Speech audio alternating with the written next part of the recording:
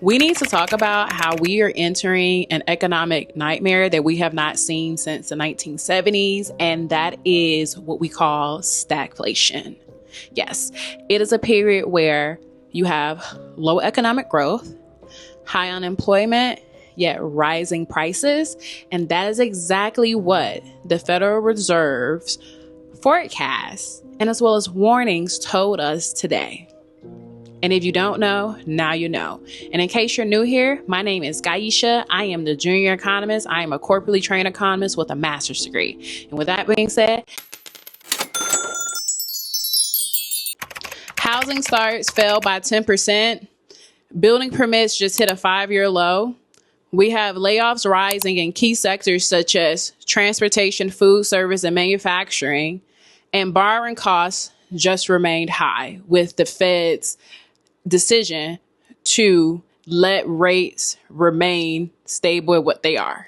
And might I add, this is just a slowdown. This is a jammed engine. And the primary things that is making this backed up a bit more includes deportations and as well as tariffs. And this is because the 50% tariff on steel and aluminum is jacking up costs.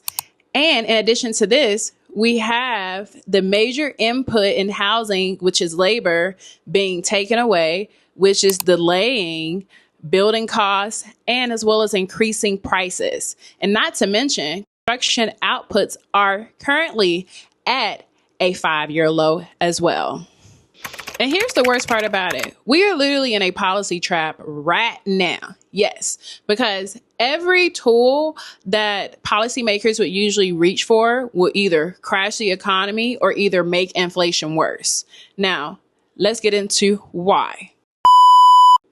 And I did want to mention that what changed stagflation in the 70s was mainly a political upheaval, a recession, and it took nearly a decade to do this. So we are in for a wild ride, ladies and gentlemen, but back to the video. If you decide to cut rates, this will literally flood cheap money into an already overheated economy, which would just make inflation worse. Now, if you were to raise rates, businesses will fold, layoffs will accelerate, and you're basically trading in one crisis for another. Now, if you remove tariffs, this will turn into a political storm, for that side, and prices will remain high.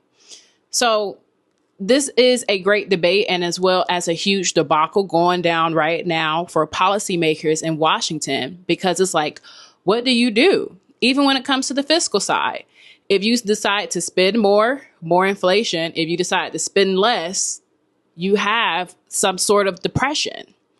So with that being said, like anything, we are going to keep monitoring this with time. And if you like this breakdown, and if you want more of this, be sure to like, subscribe, and follow. And thank you for watching.